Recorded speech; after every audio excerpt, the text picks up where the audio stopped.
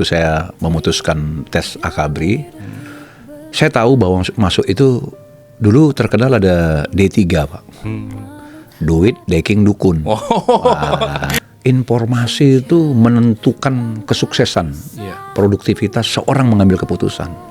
Seorang pemimpin ketika dia mengambil suatu keputusan, kalau dia tidak punya fakta, info yang akurat, maka dia akan salah. Kalau kita tidak dekat dengan Tuhan, misalnya dengan renungan, kita mudah jatuh gitu ya.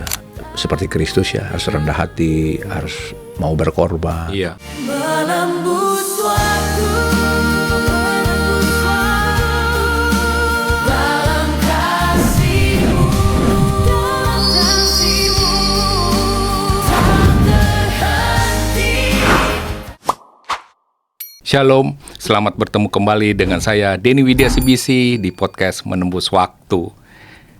Sebuah ruang di mana kita melintasi batas masa lalu untuk mengambil pembelajaran bagi masa depan. Hari ini, studio kami kedatangan sosok yang tidak hanya menjaga garis depan keamanan negara, tetapi juga membawa misi kemanusiaan di setiap langkahnya. Beliau adalah seorang perwira tinggi Polri dengan dedikasi yang luar biasa. Berbagai tugas telah beliau jalani dan saat ini beliau hadir di podcast Menembus Waktu. Siapakah beliau? Beliau adalah Bapak Irjen Polisi Desman Sujaya Tarigan SH MH. Terima kasih Pak Desman sudah hadir di podcast Menembus Waktu. Senang bisa ngobrol nih, berdiskusi dengan Pak Desman di podcast ini. Luar biasa Pak, di tengah-tengah kesibukan Bapak bersedia hadir. Ya, terima kasih Pak Denny. Podcast Menembus Waktu. Saya sukacita, bahagia bisa diberikan kesempatan untuk ya sharing sambil diberi kesempatan untuk wawancara dan juga menyaksikan hal-hal yang saya alami dalam perjalanan karir saya di Polri maupun di tugas di Kemenpolkam. Iya, luar biasa. Sekarang Bapak bertugas di Kemenpolkam ya Pak ya? Siap. Sebagai Deputi Kamtipmas ya? Siap Pak. Wah, luar biasa Pak. Nanti kita akan cerita itu Pak ya sebentar.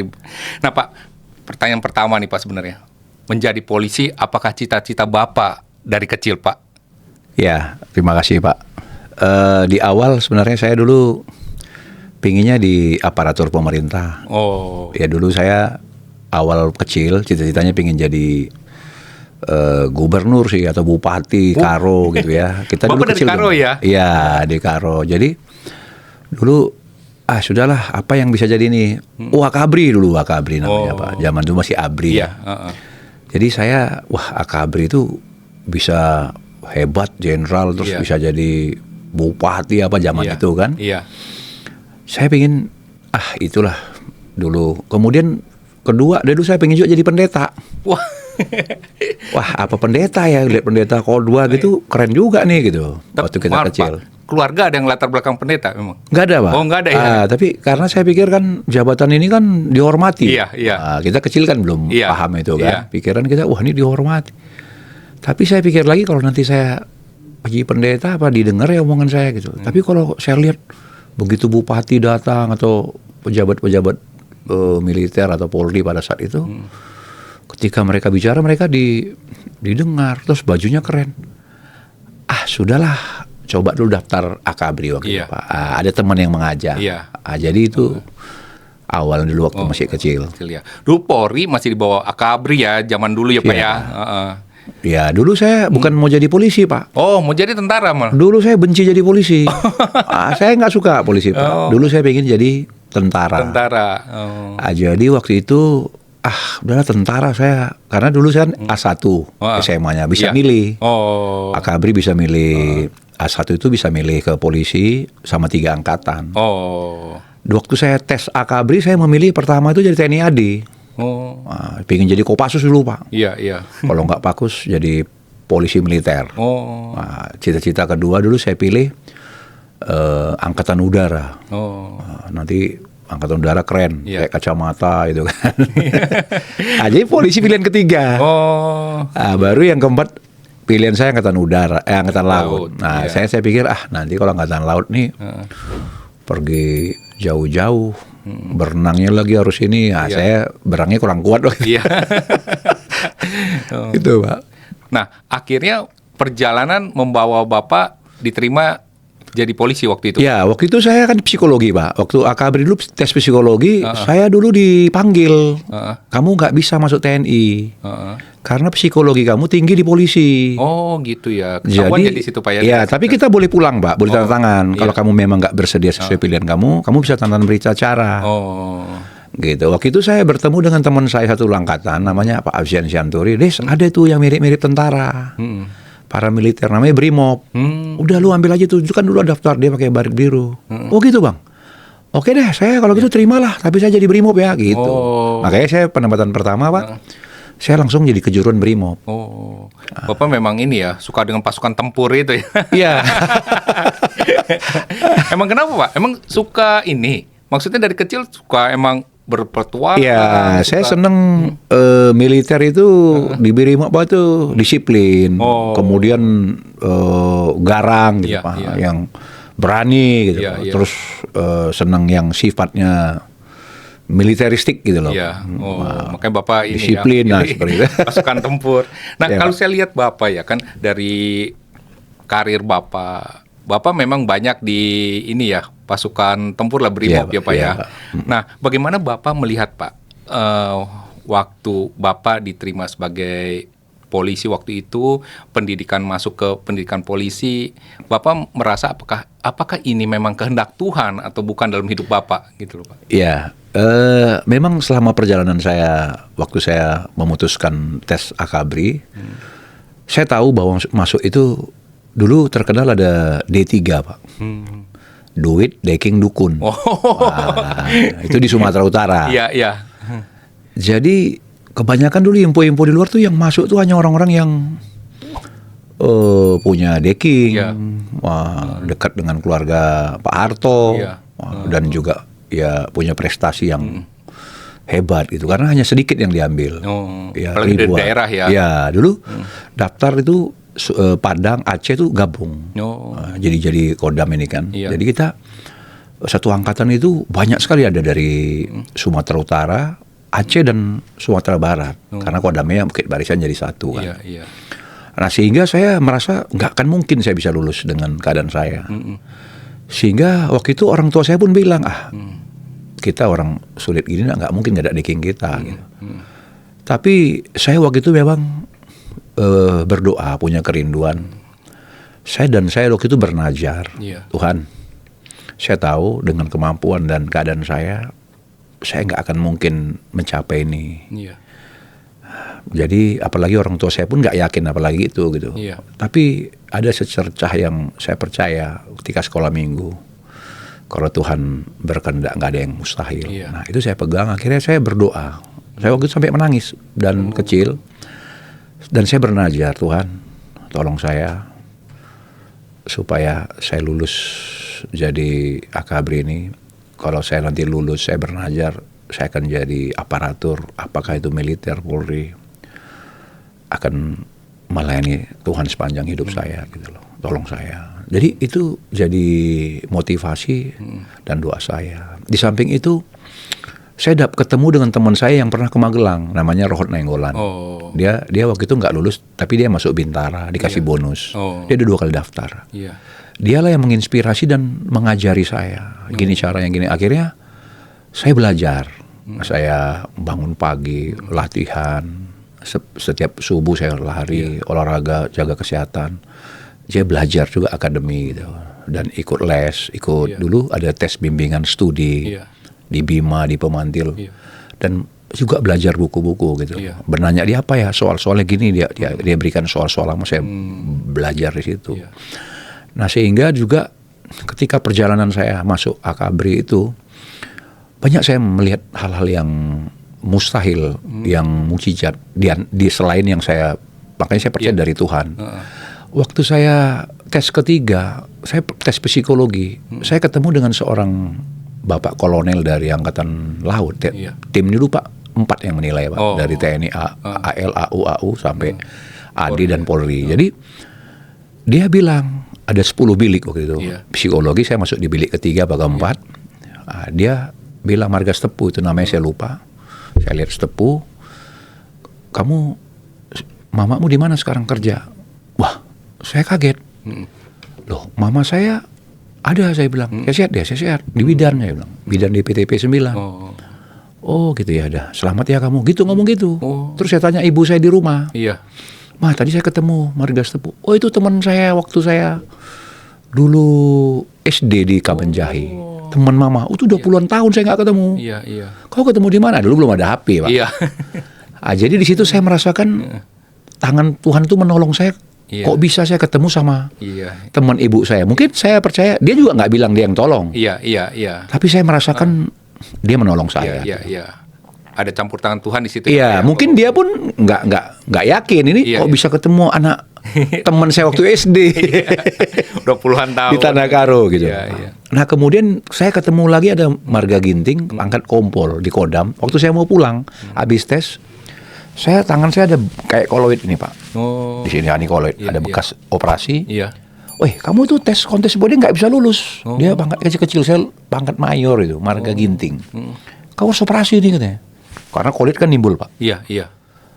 Hari itu juga saya ke rumah sakit, ibu saya kan di kebidanan Pak. Iya. Saya bilang, "Mak, ini suruh operasi." "Oh iya, gampang nih." Malam tuh langsung saya dioperasi. Di bedel, disatukan lagi, jadi nggak koloid nggak muncul. Iya. 3 hari 2 hari udah rata. Nah, Sebegitu jadi ketatnya ya. iya, tapi saya di situ melihat tidak ada yang kebetulan. Iya. Kenapa saya bisa bertemu dengan? Iya. Disitulah saya Iya, sadar. banyak orang yang Tuhan pertemukan dengan Bapak ya. Iya, Sehingga yang- Bapak bisa mempersiapkan diri Iya. sebaik Padahal mungkin, orang-orang ini yang tidak pernah saya pikir Iya, bisa bertemu. iya, itulah. Disitulah saya percaya Tuhan menyertai saya. Iya. Luar biasa nih Pak. Nah, perjalanan karir Bapak tuh membawa Bapak luar biasa menurut saya. Sekarang udah bintang 2 Pak. Wah, itu pencapaian yang menurut saya luar biasa ya Pak ya. Nah, bagaimana Pak perjalanan karir Bapak itu membawa Bapak sampai ke sekarang kan sudah bintang 2 nih Pak. Mungkin nanti Iya. siapa tahu Tuhan berikan lagi tambah bintang. Nah, bagaimana Bapak melihatnya bahwa ini tuh sesuai dengan rencana Tuhan dalam hidup Bapak? Iya, saya nggak tahu Pak. Sampai sekarang saya nggak merasa saya ini bintang 2. Karena saya nggak pernah lihat pangkat-pangkat gini. Malah nggak kelihatan ya Pak ya? Mungkin orang yang melihat. Nah, kadang-kadang saya masuk Mabes tuh, "Selamat siang Jenderal," saya lihat ke belakang. Oh, saya ternyata. Karena gini, kalau bagi saya itu sebenarnya kalau kita sebagai anak Tuhan, Iya. belajar pengalaman dengan Tuhan. Iya. Saya ini seorang pemain catur, Pak. Waduh. Dalam Ini memang Pak dari Karo nih banyak kan? Ya, betul. Banyak catur nih. Dalam Sama, Pak, percaturan pertandingan bukan jabatan menteri, mesa, pion yang menentukan Iya. kemenangan sebuah pertandingan. Tapi seberapa strategis posisi kita di dalam permainan itu. Misalnya contoh, seorang pion, walaupun dia pion, dia tapi posisi strategis, dia bisa mengunci gerakan Perdana Menteri. Betul. Bahkan Perdana Menteri ongok-ongok belum tentu bisa berguna. Nah, dalam berkaitan dengan kita di dalam sebagai anak Tuhan, gereja Tuhan, kita bukannya melihat posisi bintang 2, kita pensiun juga. Saya nggak lama lagi pensiun juga, akan mengakhiri itu. Kita kembali ke masyarakat. Tapi walaupun kita pion, tapi kita punya posisi strategis dalam menentukan permainan itu. Iya. Bahkan pion bisa suatu saat dia bisa berubah jadi menteri. Iya. Jadi itu bukan, kita nggak usah kejar. Saya selalu Tuhan jadikan saya berdampak, berimpact. Berimpact ya. Bapak Ketika jadi sebenarnya Bapak mengalir aja ya. Kalir aja Pak. Saya nggak pernah minta, boleh tanya teman saya nggak pernah minta Kapolri mau Soal jadi. jabatan segala ya. Ya ikuti aja. Tetapi kita juga di samping mengalir kita juga melihat apa yang kita lakukan untuk mewujudkan. Kita tentu punya impian. Betul. Setiap orang pasti ingin jadi jenderal. Iya, Tapi dengan cara-cara kerja keras, Iya. dengan cara Yang benar lah ya. dengan pimpinan kita, pasti akan dipakai gitu. Iya, gitu. Nah, kalau saya melihat ya, moto hidup Bapak kan adalah membawa kabar baik dan berdampak kemanapun ku pergi. Iya. Wah, luar biasa tuh Pak. Bisa ceritakan Pak, filosofi dari moto hidup Bapak ini Pak? Ya, saya dari kecil Pak memang sangat senang membawa kabar baik itu ya berita sukacita firman Tuhan. Karena untuk itulah kita dipanggil gitu loh. Nah sekarang kalau kita lihat ya terlalu banyak kabar-kabar buruk, kabar sampah yang membuat orang takut, khawatir, bahkan hoax ya di media sosial. Bukannya media sosial, zaman dulu pun berita-berita miring sudah ada banyak berseliweran. Apalagi zaman sosial media sekarang ya. Gitu ya. Jadi bahkan berita-berita yang dibubu-bubui gitu loh. Nah, jadi saya pikir saya punya moto itu harus membawa kabar baik. Sehingga kabar baik ini karena gini Pak, informasi itu menentukan kesuksesan, produktivitas seorang mengambil keputusan. Betul. Seorang pemimpin ketika dia mengambil suatu keputusan, kalau dia tidak punya fakta, info yang akurat, maka dia akan salah dalam menentukan itu. Sehingga seorang pembawa kabar baik, kabar sebenarnya dan aktual, walaupun tidak enak dan sebagainya, tapi itu adalah kunci keputusan tepat dalam menentukan keputusan dia bagi banyak orang. Jadi ini penting membawa kabar baik. Memang sederhana, kabar baik bisa ya mungkin karena kabar baik ini pun kita bisa juga, kejujuran ini bisa membuat kita jadi dibenci orang. Nah, justru orang nggak mau kamu gara-gara kamu. Misalnya contoh, berapa harga barang modalnya? Ini saya beli, ya jujur aja lah, 12.000. Gimana lu bikin kita ini nggak semua? Tapi ya udahlah, kan kalau teman gitu, pada 12.000. Tapi ya penting lu ngasih untung lah berapa gua gitu kan? 12.000 ya udahlah, kasih 3.000 untungnya kan gitu. Tapi kan nggak masalah. Tapi justru orang makin mempercayai kepada kita. Nah, kabar baik apalagi membuat orang nggak takut. Ya kabar yang benar. Biasanya kabar baik kan selalu yang berkaitan dengan kebenaran ya. Pasti firman Tuhan kan. Nah, Bapak kan banyak di pasukan tempur lah ya Pak, Brimob nih Pak ya. Ada nggak kisah-kisah yang berkesan bagi Bapak Pak selama menjalani tugas sebagai komandan nih Pak ya? Ya saya berkesan ketika saya bertugas di daerah operasi di Aceh. Oh di Aceh. Ya bagaimana kita di tengah-tengah waktu itu masih zaman GAM kali ya Pak? Ya konflik antara gerakan Aceh Merdeka pada saat itu Pak, ingin merdeka dengan kita. Nah, di situ saya sempat membawa suatu misi ya. Waktu itu anak buah saya namanya Rudi Aswan, ajudan saya tertembak. Dia kena, ususnya dipotong separuh. Subuh itu loh.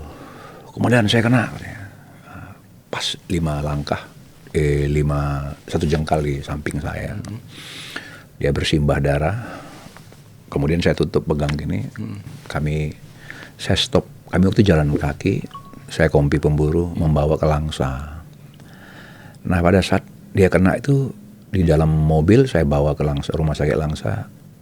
Dia mau tidur. Saya bilang jangan tidur kamu. Dan saya bakalan mati. Enggak, kamu hidup cepat, tenang. Saya kontak supaya darah disiapin. Dia golongan darah apa kamu? AB gitu. Rupanya cari golongan darah AB ini susah. Nah, saya bawa ke rumah sakit. Ternyata saya kontak semua pos nggak ada. Terus saya cek, saya ini AB apa B ya? Nah, itu pertama sekali saya perdana nyumbang darah Pak, pada saat itu. Jadi saya tahu AB saya. Akhirnya darah saya diambil itu. 1,5 liter lebih. Harusnya 2 orang. Jadi untuk operasi itu malam itu. Dan waktu itu saya nggak tahu, saya jalan kayak ngambang, saya jalan kayak terbang. Jangan Pak, tidur dulu Bapak. Karena Bapak diambil darahnya dan cukup besar ini gitu. Jadi kasih obat, suruh tidur selama setengah jam. Nah, puji Tuhan, anggota saya itu si Rudi Aswan selamat. Sekarang dia tugas di Pekanbaru di lalu lintas. Sekarang nggak boleh lagi Brimob, ususnya udah pendek Pak, harus. Udah nggak usah di pasukan tempur ya. Di situ saya merasakan saya ada satu sukacita, saya bisa menyelamatkan anak buah, dan saya juga selamatkan oleh dia. Dan darah yang saya berikan itu membawa misi baru bagi saya bahwa ini kan kita baru selesai Paskah ya, kebangkitan, bahwa itu bicara darah, itu bicara tanpa darah tidak ada pengampunan dosa. Saya ingat-ingat tuh. Iya. Jadi itu salah satu apa saya gitu loh. Iya, iya. Kesempatan saya untuk menyampaikan kabar baik. Darah ini bisa nyawa itu, Pak. Iya, iya. Dan selamat dia. Selamat ya. Wah, luar biasa. Ya mungkin betul, darah Pak. percaya Yesus juga. Iya. Ngalir ya. Ya itu kan sebagai seorang pemimpin bagaimana Tuhan Yesus mengajarkan kita harus melayani. Siapa? Ya kan? Makanya Tuhan Yesus mencuci kaki murid-muridnya menjelang waktu mau disalibkan kan. Nah, bagi seorang Bapak nih Pak, bagaimana prinsip kekristenan itu Pak? Seorang pemimpin yang melayani, servant leadership-nya Pak. Bagi seorang Bapak yang sudah banyak berkecimpung sebagai seorang pemimpin, sebagai seorang komandan, sebagai banyak jabatan inilah ya Pak ya, sebagai seorang pemimpin. Bagaimana Bapak melihatnya pemimpin yang melayani? Karena sekarang kan banyak pemimpin yang malah mau dilayani gitu loh Pak. Tapi Bapak tadi udah memberikan contoh, Bapak mengorbankan darah Bapak jadi donor bagi anak buah Bapak. Iya. Jadi memang kalau kita bisa menjadi pemimpin yang bisa melayani, saya sebenarnya kalau kita bicara kedagingan, kan kalau kedagingan tuh pasti orang senang ya dilayani, Iya. dihormati, ya senang duniawi kan. Kedagingan ini kan senang yang enak-enak secara Iya, dunia kan. Betul. Sedangkan kalau kita roh kan kita menjaga kekudusan. Iya. Nah, sebenarnya kita sebagai pemimpin pun kalau kita tidak dekat dengan Tuhan, misalnya dengan renungan, kita mudah jatuh gitu ya. Mata kita kepingin melihat yang indah-indah gitu ya. Bahkan ketika di daerah operasi kita meninggalkan istri 9 bulan. Iya. Ya mohon maaf, kita tidak melaksanakan hubungan suami istri harus 9 bulan meninggalkan anak, keluarga. Nah ketika kita ketemu wanita dan sebagainya yang merayu kita, ini kalau kita kedagingan kita, Iya. roh kita nggak kuat, Sejatuh dalam bisa dosa, ya. jatuh dalam dosa. Iya. Ya, ada juga di daerah operasi yang kawin di sana. Kalau bujangan nggak masalah. Iya. Nah, ada kawin kontrak yang gitu. Ini terjadi. Iya, iya. Nah, saya melihat memang hanya untuk kita bisa melawan kedagingan itu kita harus minta kekuatan dari Tuhan. Iya. Itu pun nggak cukup juga. Iya. Nah, kita harus juga punya. Saya kalau setiap daerah operasi saya selalu cari hamba Tuhan Oh. sebagai orang tua kita, Iya. guru rohani dan juga komunitas. Iya. Jadi saya ketika di Aceh, saya selalu setiap minggu itu berusaha untuk gereja. Oh. Nah, jadi saya ajak anak-anak kalau nggak ibadah atau renungan pagi, sehingga kita terkontrol Iya. kedagingan kita gitu loh. Sehingga kita juga komunitas kita jangan yang ya mohon maaf Pak, saya pernah diajak, saya nggak sebut orangnya. Iya. Pak malam minggu yuk kemana, saya bilang cari cewek katanya. Iya. Loh, saya udah berkeluarga Pak katanya. Udah berkeluarga Pak saya. Iya, iya. Pak di sini boleh Pak kalau apa dinikahi 1-2 boleh lah kontrak. Wah gawat ini saya bilang. Iya, Nah iya. seperti itu kita aneh kan. Heeh. Tapi kalau kita kuat persekutuan dengan Tuhan, kita bisa melihat jelas. Iya, Ini nggak iya. benar. Ini. Nggak benar, ya. Dan kita ingat keluarga kita, Iya. anak Dan kita. Bapak menolak ya. Iya, sehingga saya bisa melewati kedagingan itu dengan baik, walaupun Iya. tahu saya daging lemah gitu. Iya, iya.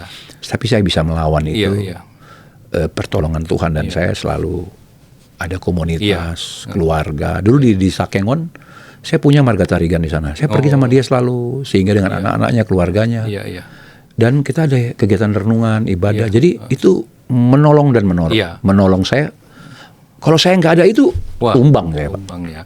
Jadi Bapak tetap menjaga hubungan baik dengan Iya. secara spiritual ke Tuhan maupun komunitas yang mendukung gitu ya. Iya Pak. Heeh.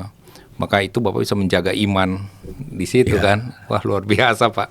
Dan ya memang nggak semua orang Pak bisa bertahan ya dalam kedagingan yang gitu. Saya melihat Bapak luar biasa nih Pak. Nah Bapak juga kan aktif di Full Gospel Pak, Businessmen's Fellowship Internasional ya. Mengapa Bapak bisa aktif di sana Pak, di Full Gospel? Ya, saya lihat Full Gospel kan, saya gini Pak, karena saya punya moto menyampaikan kabar baik, Iya. visi saya. saya lihat Full Gospel ini juga punya misi untuk menyampaikan kabar baik kepada setiap orang. Jadi Full Gospel Businessman Fellowship ini adalah himpunan pengusaha muda dunia, ada di 200 negara, di mana founding father-nya adalah Pak Demos Zakarian. Saya dulu pertama ikut Full Gospel tuh di waktu saya tugas jadi Wadansat Brimob di Kalimantan Timur. Waktu itu ketua presiden chapternya tulang saya. Nah saya diajak, ayo chapter ini sudah mau ganti, biar nanti saya kamu gantikan katanya. Kemudian saya melihat, coba saya lihat dulu visi misinya apa. Setelah saya baca visi misi dan siapa founding father-nya, dan dia punya mimpi, Demos Zakarian ini founding father-nya. Dia orang Amerika ya. Dan ada di 200 negara sampai sekarang. Dia punya misi untuk melepaskan pria-pria yang terikat dari belenggu kelaliman tadi, dosa, belenggu, hawa nafsu, narkoba dan sebagainya, rumah tangga tidak jadi imam. Itu menjadi pria pebisnis yang takut Tuhan gitu, yang kudus, yang sejahtera, yang dinamis, yang mereka bahagia, sukacita gitu. Jadi itu misi dia, itu mimpinya Pak Demos Zakarian. Ya, kok kita cerita nanti panjang itu Pak. Tapi intinya dia punya visi berdampak tadi. Jadi membawa kabar baik dan berdampak bagi banyak orang. Jadi berdampak itu kayak garam. Itu ada kehadirannya gitu. Dan itu sesuai dengan contoh hidup Bapak ya, makanya. Jadi kita berdampak bagi banyak orang. Luar biasa Pak. Nah Pak, Bapak juga punya suatu yayasan ya Pak ya, Yayasan Terang Cahaya Mulia nih Pak. Nah, yayasan ini bergerak di mana Pak? Visi misi yayasan ini apa nih Pak? Iya, jadi yayasan ini baru Pak. Kami buat bersama teman-teman saya. Tujuan yayasan ini pertama adalah kami ingin membantu program pemerintah. Saya bentuk yayasan ini ketika saya waktu itu jadi staf ahli bidang ideologi konstitusi. Saya melihat belakangan ini banyak, bahkan itu bersama dengan saya membuat ormas Pak. Satu lagi nama ormas yang saya dirikan namanya Rawinala Haridra Global. Ya ormas ini saya bentuk karena saya melihat belakangan ini waktu saya jadi di IDKON banyak ormas-ormas yang bermasalah, premanisme, tidak ada memeras, narkoba gitu, dan tidak berwawasan ideologi Pancasila. Tidak nasional, sehingga waktu saya jadi staf ahli di bidang ideologi konstitusi, saya bersama dengan teman-teman membentuk ini, dan ini bukan hanya orang Kristen aja, Muslim juga, lintas agama, Buddha, lintas agama, kami bentuk. Dan sudah berbadan hukum. Kemudian kami juga mensupport program pemerintah. Kesempatan saya seperti MBG. Jadi ada 3 dapur di yayasan ini. Juga ada giat sosial dan juga kami mendukung program-program pemerintah bidang pendidikan. Tapi karena ini baru, kita juga ke koperasi UMKM dan. Nah, di samping saya waktu itu jadi staf ahli bidang ideologi konstitusi, bagaimana para peserta ini kami latih untuk cinta negara, bela negara, ya demi persatuan kesatuan bangsa. Nah, jadi itu kami dirikan waktu saya itu jadi staf ahli ideologi konstitusi di Kemenpolkam. Itu ya, luar biasa nih Pak. Banyak sekali nih Bapak nih ini terlibat di organisasi juga Pak ya. Bapak pernah juga sebagai ketua MPWYPPII ya Pak ya. Itu kan Kabaran Injil ya? Kabaran Injil ya Pak ya? Jadi itu adalah yayasan punya milik Institut Injil Indonesia. Jadi Petrus Octavianus, founding father-nya. Yang di Batu Malang. Yang di Batu Malang ya. Sekarang anaknya Pak Roland sebagai pemimpinnya. Nah saya waktu itu di Majelis Perwakilan Yayasan Pekabaran Injil di Balikpapan Pak. Pada saat saya jadi tugas sebagai dulu saya penempatan pertama itu jadi kaset Idik 2 di Polda, itu pertama saya mengikuti itu selama kurang lebih 5 tahun. Banyak hal yang saya belajar di sana, berorganisasi tentang para misionaris itu yang kunjungan dari PP itu banyak ya. Jadi di situ saya belajar dulu ada namanya kursus Kairos. Jadi merubah paradigma seorang pelayan Tuhan gitu ya. Jadi kita Di sana saya belajar bahwa saya bisa melayani Tuhan melalui profesi. Jadi melayani tidak hanya jadi seorang hamba Tuhan pendeta, jadi seorang penginjil. Jadi melalui apapun profesional kita, kita bisa melayani Tuhan, berdampak dalam pembawa kabar baik itu. Jadi membawa kabar baik bukan berarti kita merubah agama orang, tapi kabar sukacita ini betul-betul merubah, bukan agamanya dirubah, karakter kehidupan, nilai kerohaniannya itu. Tapi kalau dia mau merubah iman dan itu urusan, itu hak setiap orang itu aja sih ya. Tapi nilai-nilai itu yang kita value nilai keilahian itu yang kita bawa dan kita juga tentu yang paling berat ya memberi keteladanan itu bagi mereka. Bagaimana kita juga seperti Kristus ya, harus rendah hati, harus mau berkorban. Nah, itu nilai-nilai. Dan saya dapat itu di YPPI, dan juga kita diajarkan punya paradigma yang baru. Paradigma yang baru itu tidak egois itu. Belajar untuk berpikir secara global. Jadi kita Yerusalem dan Yudea dan Samaria sampai ke ujung bumi itu tidak kita mikir lagi kitanya untuk diri sendiri, suku kita sendiri gitu. Kita ini luas gitu. Luas banget pelayanan kita. Sampai ke ujung-ujung bumi kan. Wah, ini berkatnya bukan menjadi kita diberkati bukan hanya menjadi berkat buat suku kita, buat bangsa kita. Dan ini juga sesuai. Saya kan ikut Lemhanas. Sesuai dengan apa yang saya belajar di Lemhanas tuh. Kita juga ikut terlibat dalam misi perdamaian dunia.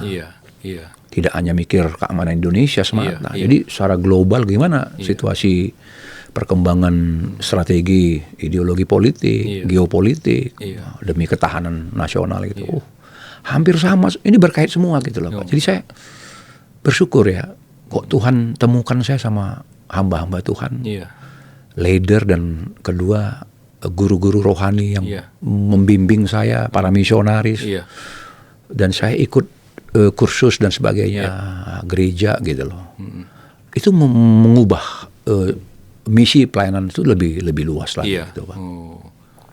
Luar biasa, Pak. Maksudnya nggak banyak orang, apalagi seorang pejabat yang mau punya hati juga, punya memikirkan bagaimana berdampak hidupnya kan, Pak. Dan Bapak juga saya lihat kan seorang pembelajar nih, Pak. Sampai masih ngambil S2 hukum, Pak.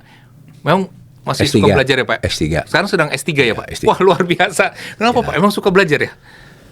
Ya, sebenarnya saya, Pak, di samping saya merasa masih perlu banyak belajar kan. Belajar kan nggak mengenal usia karena sebagai seorang leader kan kita harus memperbesar kapasitas. Jadi tujuan kita kan menjadikan murid anak-anak kita, kemudian memotivasi orang. Jadi kalau kita, karena saya juga akan besar kapasitas saya ketika guru saya pun harus tinggi kapasitas, sehingga muridnya akan semakin meningkat. Apalagi sebagai seorang Polri, tentu kita harus, saya kan S3 juga hukum, jadi S1 hukum juga S2 hukum. Jadi perlu kita pahami secara lebih dalam, sehingga ketika kita melakukan seperti kami kan sebagai penyusun rekomendasi, Pak, strategi untuk memberikan masukan dalam pemimpin top leader itu mengambil suatu keputusan. Gitu. Bayangin negara yang seperti ini, kalau nggak punya staf ahli yang handal dalam bidang hukum, politik, keamanan, itu akan sulit gitu loh, Pak. Bapak memperlengkapi dan ilmu itu ya, bukan untuk di samping untuk diri saya kan, nanti kalau kita pensiun lagi jadi Polri atau gimana, kita bisa memberi penasihat kan, penasihat buat organisasi, buat anak, ya nggak usah bayar lah, kan kita ilmu itu kan nggak akan. Tapi juga bicara hukum ini kan selalu harus di-upgrade, Pak. Nah, seperti handphone kan nggak harus karena undang-undang kan selalu berubah, dinamis ya. Kita nggak bisa begitu aja terus kita upgrade itu aturan-aturannya, regulasi gitu. Luar biasa, Pak. Pak, bisa cerita sedikit, Pak, mengenai tugas Bapak sekarang sebagai Deputi Kaptipmas di Kemenko Polkam, ya, Pak ya. Apa sih yang Bapak lakukan saat ini? Ya, jadi tugas pokok kita itu, Pak, di Kemenpolkam, intinya tuh seperti namanya ya. Jadi menstabilkan politik dan keamanan. Nah, jadi menstabilkan jangan sampai terjadi friksi-friksi terhadap perpolitikan dan keamanan itu, Pak.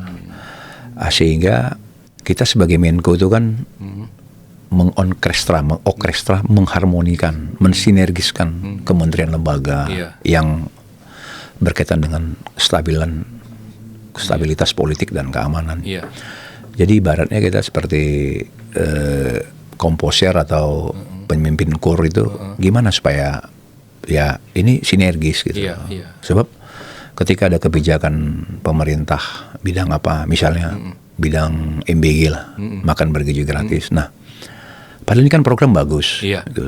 Tapi selalu dijelekkan lah yang kecil, ada masalah keracunan, udah besar, padahal ya berapa persen. Padahal kalau kita lihat ini kan sangat dampaknya luas gitu ya, dari segi tenaga kerja, dari sisi orang yang dilayani masyarakat banyak yang bisa gratis dapat vitamin. Kedua, tenaga kerja, belum lagi membangun dapur ini kan juga ada material pembangunan, belum lagi kebutuhan bahan makanannya, materialnya. Ini kan semua ada proses yang saling berkait. Ada proses ekonomis di situ. Nah, dari sisi keamanan gimana supaya tidak terjadi ada sabotase atau apa. Kemudian juga Komdigi, bagaimana mengkonter-konter isu. Ini program bagus. Ya, karena ada yang berseberangan dengan politik pemerintah lah apa dan sebagainya, atau mungkin kecewa dan menyerang dengan membesar-besarkan hal-hal yang ini. Padahal ini hal yang bagus gitu loh. Nah, ini kan kita sebagai Menko Polhukam bagaimana mendukung ini supaya sinergis. Komdigi juga ya harus counter dong ini yang berkaitan dengan ini. Nah, polisi juga gimana? Kan kita Polri juga ikut mendukung dapur, TNI. Kemudian dari Kementerian Dalam Negeri supaya daerah-daerah juga, daerah-daerah tertinggal juga, daerah terbatas. Wah, ini kan roda ekonomi jalan. Nah, inilah kita Kementerian bagaimana mengorkestra ini gitu loh. Kita kunjungi, Pak. Saya setiap ke daerah beberapa kami kunjungi dapur-dapur, kami bantu. Walaupun ini BGN, kita support. Nah, jadi jangan sampai yang tidak bagus akhirnya jadi orang jadi percaya. Nah, itulah yang saya bilang tadi, kabar baik itu saya selalu menyampaikan kabar baik. Dan nggak perlu takut walaupun banyak kamu gini, nggak ada urusan. Nah, kita juga support keluarga kita di Medan. Saya buat yayasan-yayasan di Medan, teman-teman, saya ayo yakinkan, nggak apa-apa, silakan kalian melakukan ini, bagus ini program ini, kalian bisa dapat juga keuntungan, kalian bisa juga, keluarga kalian bisa bekerja di sana. Nah, jadi saya juga ikut mendorong mereka, melingkan dengan BGN, nah, sehingga visi program pemerintah Bapak Presiden tercapai, Prabowo dan Gibran ini tercapai. Nah, itulah yang salah satu contoh sederhana yang kita lakukan. Di samping banyak lagi yang lain yang hal-hal yang berkaitan dengan keamanan, politik, itu yang ini contoh yang saya sampaikan, contoh sederhana. Karena kalau keamanan tidak terjamin, dengan bagaimana bangsa ini mau membangun ya, Pak ya. Misalnya ekonomi kan tidak terjamin, Pak. Banyak pengangguran. Terus di media diapakanlah, dinaikkan. Contohnya sekarang nih goreng. Ayo kita mau demo nih, mau UNRAS mau melaksanakan May Day nanti gini. Ini kalau nanti demo digoyang semua, perusahaan-perusahaan tidak bekerja, ketakutan, orang mau investasi, ini kan juga akan merugikan tenaga kerja kita. Nah, masa kelompok-kelompok ini apa maksud dia? Nah, kita yang bekerja di sini, ayo Menteri Tenaga Kerja, kami nanti tanggal berapa ini akan mengumpulkan kementerian lembaga. Kemarin sudah para Kapolda wilayah Metro Jaya, Banten, Jabar, dan ini kita kumpul dengan Jawa Tengah. Pak Menko Polhukam mengumpulkan. Jadi kebetulan ujung tombaknya saya di kedeputian 4 Kamtibmas. Ayo kita koordinasi gimana antara BIN informasinya. Oke, kalian boleh datang merasakan May Day, tapi dengan cara-cara yang positif, jangan merusak ini apa itu gimana. Silakan, boleh menyampaikan aspirasi. Jangan membuat orang jadi takut investasi, rusuh. Dibuat yang positif apa sih sebagai tenaga kerja. Kita kasih masukan positif. Rugi dong bangsa kita kalau sampai Iya. terhambat devastasi dan investasi. Inilah tugas-tugas luar biasa Pak. Iya, berat Hari ya ini tugasnya. hari ini sambil podcast juga ini kan juga menyampaikan pesan-pesan Iya, Kamtipmas. betul, betul. Seperti itulah Pak Iya, ini iya. kita. Luar biasa nih Pak, tugas Bapak. Pak, ini ya pesan-pesan Bapak nih Pak buat para penonton podcast ini ya Pak ya. Bagaimana mereka yang saat ini mungkin ingin berkarir di pemerintahan, apakah menjadi seorang polisi, tentara atau apalah yang di pemerintahan berkarir. Apa pesan-pesan Bapak buat anak-anak muda nih Pak, terutama? Iya, saya pesan saya buat anak muda, termasuk anak saya yang masih muda. Iya.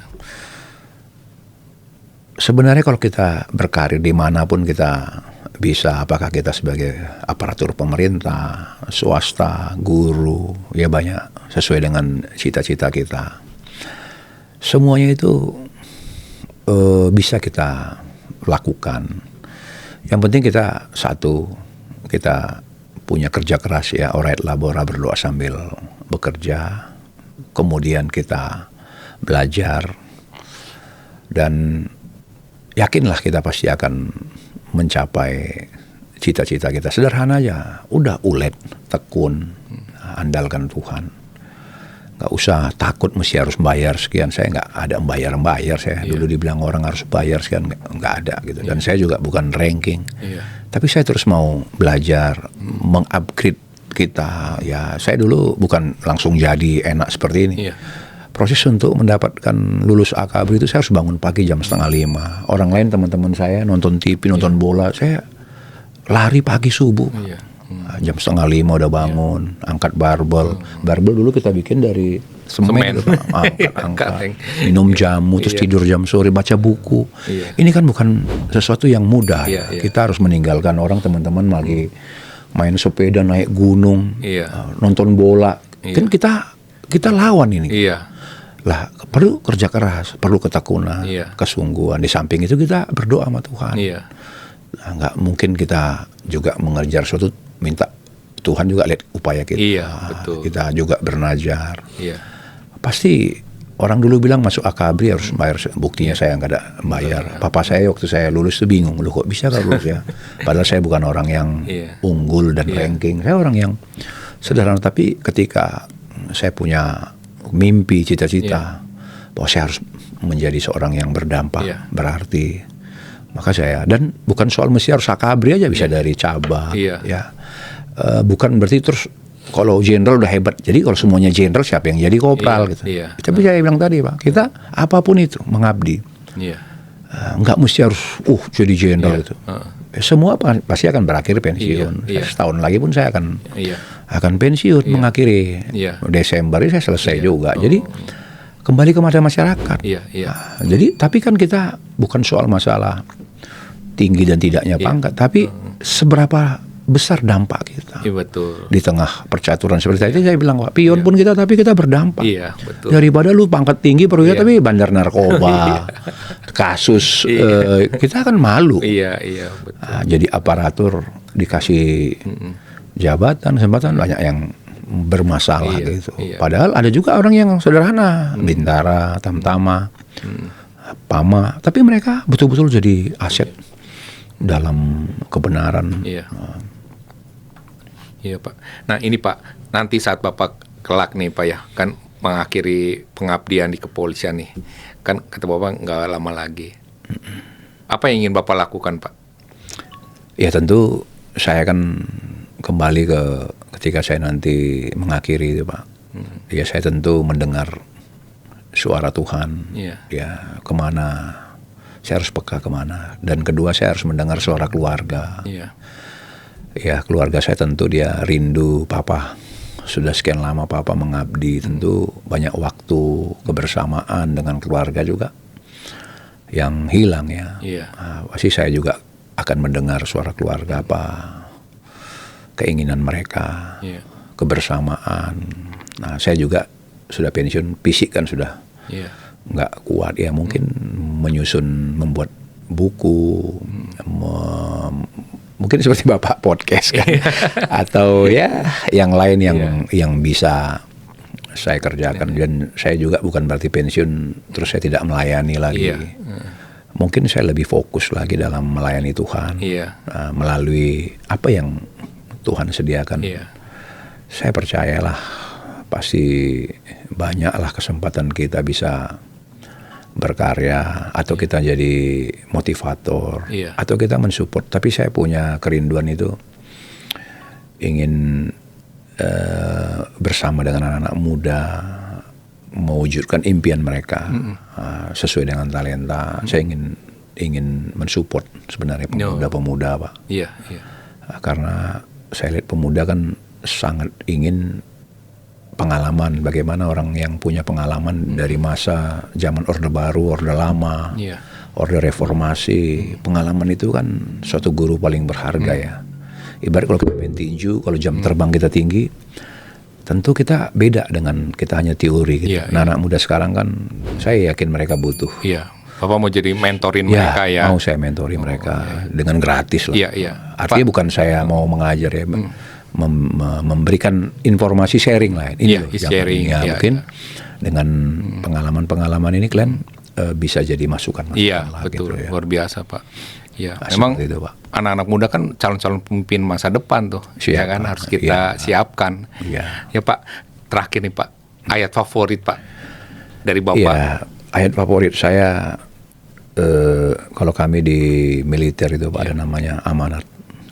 Jadi kalau perintah pimpinan, apalagi sudah berulang-ulang disampaikan itu ketika Yesus bertanya kepada Petrus, apakah engkau mengasihi aku? Saya mengasihimu Tuhan. Gembalakanlah domba-dombaku. Itu bahasa yang berulang 3 kali. Nah, saya cari maksud gembalakan domba. Nah, akhirnya saya dapat amanat agung itu, Pak. Itu ayat favorit saya. Dari situ saya kembangkan, ini ternyata Matius 28 ayat 18 sampai 20. Kata Yesus, kepadaku telah diberikan segala kuasa di sorga dan di bumi. Oleh sebab itu, pergilah, jadikanlah sebuah bangsa muridku, baptislah, ajarlah mereka melakukan segala yang telah kuperintahkan kepadamu. Dan yakinlah senantiasa aku akan menyertai kamu sampai akhir zaman. Jadi kata kuncinya 2, yaitu bahwa Tuhan sudah memberikan otoritas itu. Kita kan baru melaksanakan Paskah ini. Nah, Yesuslah bangkit. Dan dia sudah mati juga gitu ya. Nah, itu kan ayat yang dia katakan ketika dia terakhir mau naik ke surga. Ketika itu pergi gitu. Kuasa di surga dan di bumi. Otoritasnya sudah ada pada saya gitu loh. Karena itu pergi. Jadikan murid. Nah, jadikan murid di sini tentu kita harus membawa kabar baik. Betul. Ya, kabar baik tentu firman Tuhan. Injil kekuatan Allah yang menyelamatkan. Nah, inilah yang harus kita bawa, kita jadikan murid. Dan saya percaya, Pak, kalau semua orang dibawa kabar baik tentang kasih Kristus, bagaimana kita diajari mengasihi sesama, dengan bahkan musuh pun kita kasih, didoakan. Kalau tampar pikir kasih bibir kanan. Di mana bisa kayak gini? Nggak akan terjadi perang. Saya tadi barusan di Alma Merah, saya cek dengan Kapolda ada masalah. Kemarin itu bisa menyebabkan perang ras. Agama, suku gitu. Tapi kalau kita melihat ajaran pengajaran Tuhan Yesus ini mengampuni gitu. Bahkan doakan musuh kamu. Saya kalau lihat itu kalau ini kita berikan kabar baik ini, musuh pun didoakan, Pak. Nah, jangan kamu balas kejahatan dengan kejahatan. Dulu kan perjanjian lama mata ganti mata. Enggak ada, kamu doakan, Pak. Nah, mereka jangan berseteru. Kemudian apa yang bisa, kalau kau punya pakaian, kasih jubahmu. Kalau suruh jalan 2 mil, jalan 10 mil. Nah, kalau kamu apa yang dibutuhkan, kamu berdamailah dengan setiap orang.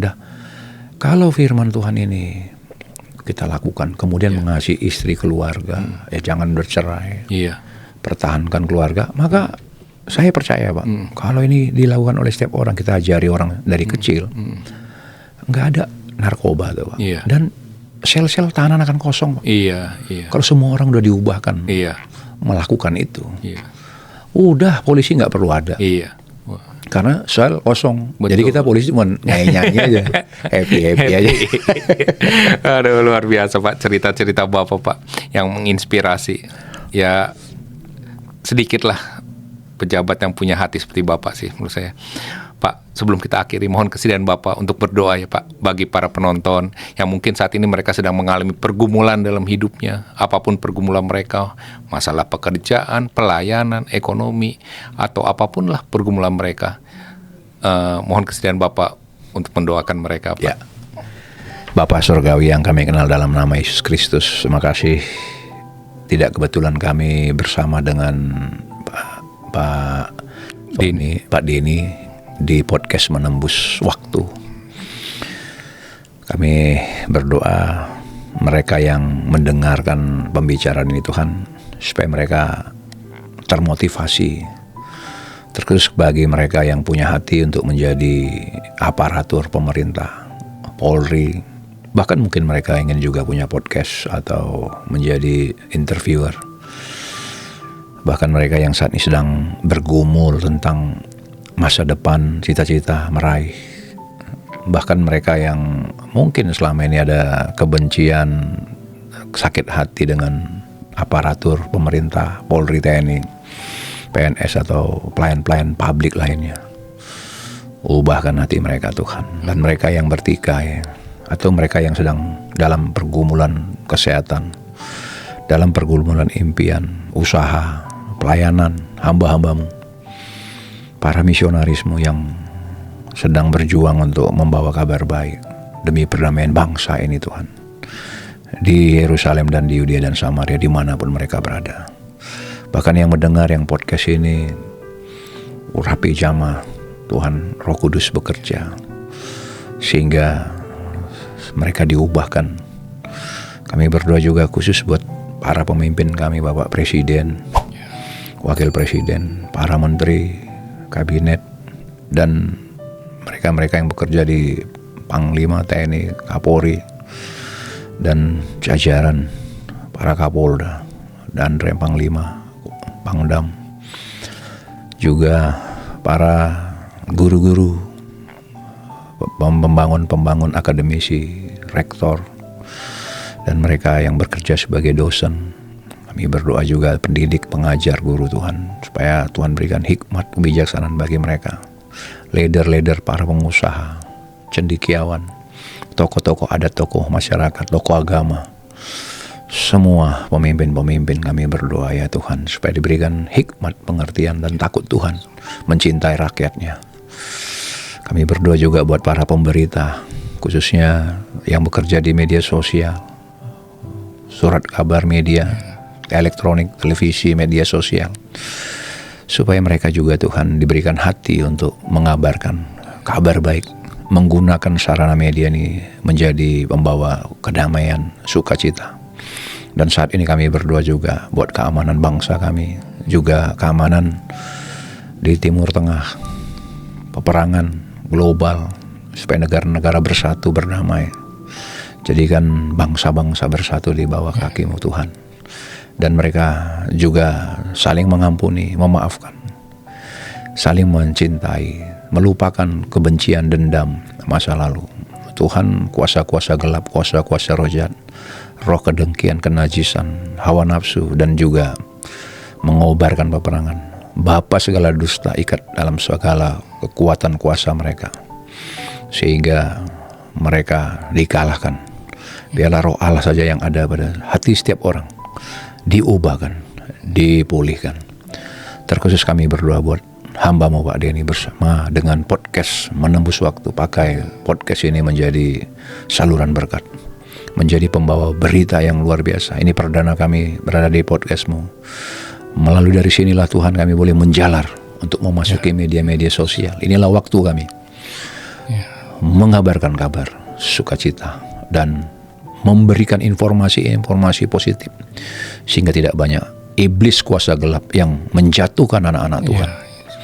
Para pemuda bangsa kami Tuhan, anak-anak muda, anak-anak kami, bahkan cucu, saudara-saudara kami, Tuhan, dialah generasi penerus bangsa ini. Youth, pakai menjadi alat di tangan-Mu Tuhan. Khusus pemuda-pemuda gereja, Tuhan Yesus, berikan mereka roh keberanian untuk membawa kabar baik, menjadikan murid, memberitakan Injil kerajaan yang nyata melalui sikap hidup kehidupan mereka.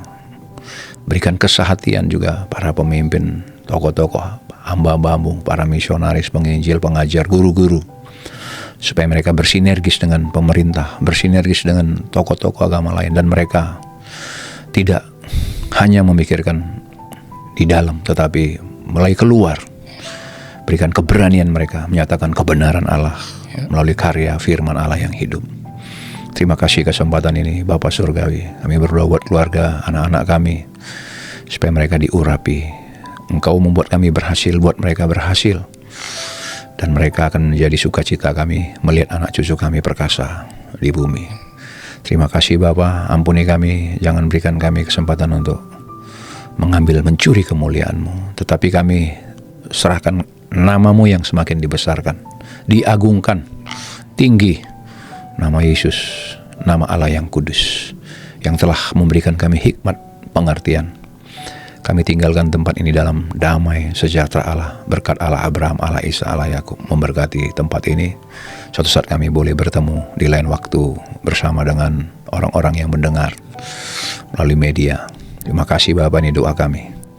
Ampuni kami kalau ada hal-hal yang tidak baik. Biarlah yang baik, yang tidak baik Tuhan ubahkan menjadi suatu kebaikan bagi setiap orang yang mendengarnya. Di dalam nama Yesus kami berdoa. Haleluya. Amin. Amin. Terima kasih Pak. Pak, makasih. Terima kasih. Para sahabat menembus waktu, luar biasa tadi cerita dari Bapak Irjen Desmond Tarigan, bagaimana perjalanan hidup beliau membuktikan bahwa pangkat dan jabatan itu hanya titipan, tapi yang penting adalah hidup kita bisa berdampak bagi orang lain dan memberitakan kabar baik bagi semua orang. Itu seperti ajaran Tuhan Yesus. Luar biasa. Terima kasih sekali lagi Pak Desmond sudah hadir podcast Menembus Waktu. Dan saya Denny Widya CBC pamit undur diri, sampai bertemu di episode berikutnya. Tuhan Yesus memberkati. Shalom. Halo para sahabat Menembus Waktu dan para penonton dimanapun berada. Di sini ada satu contoh bunga dari Love and Lily. Apabila kalian suka atau kalian ingin memiliki atau mengirim karangan bunga kepada siapapun, kepada perusahaan-perusahaan atau siapapun itu yang baru membuka kantor atau siapapun, kami dari Love and Lily menyediakan. Silakan hubungi nomor di bawah ini dan juga bisa pesan di online shop di Tokped dan Shopee. Di outletnya ada di Garing Serpong dan di Cengkareng. Ya silakan lihat di bawah ini. Bye-bye.